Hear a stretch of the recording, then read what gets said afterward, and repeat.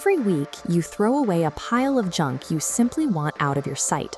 To most of us, that plastic takeout container or broken charging cable is just a mindless household chore.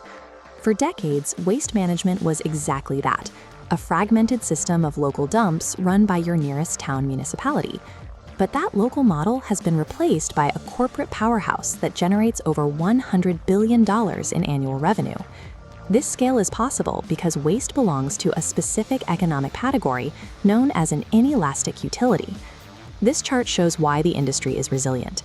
During economic booms, Americans generate more waste. When the economy crashes, volume remains steady. We still produce household trash. You can delay buying a car, but you cannot skip garbage collection without your home becoming uninhabitable.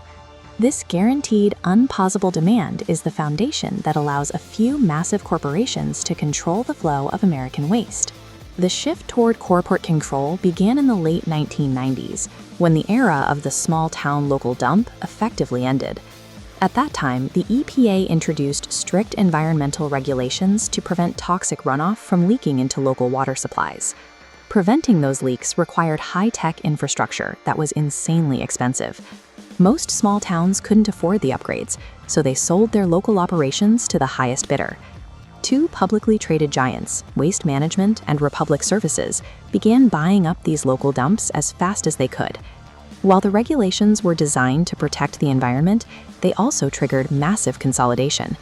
Today, those two companies control nearly half of the entire country's landfill capacity. With the landfill secured, these corporations established a system to extract wealth from every ton of trash we produce.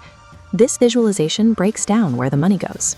67% is generated by collection, the trucks and labor, and 7% from processing recyclables. But the real profit is hidden in the final 27%, disposal. This is impossible for competitors to replicate.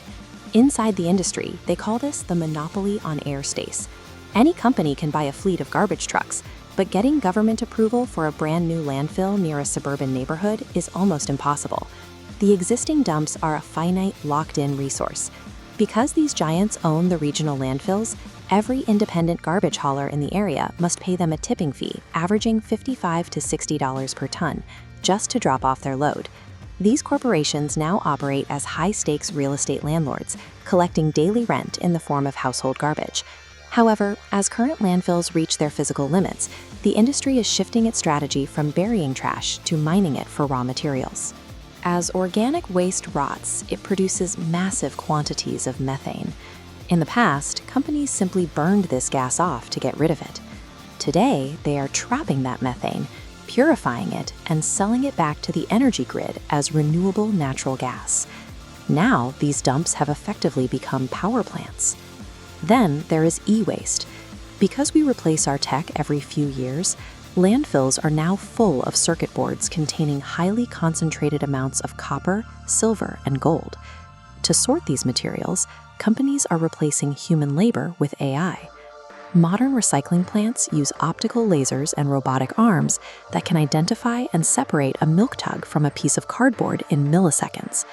This level of automation results in higher material purity and significantly larger profit margins for the corporate owners. Dragging your bin to the curb on a rainy Tuesday night feeds raw materials into a highly sophisticated, multi-billion-dollar corporate empire.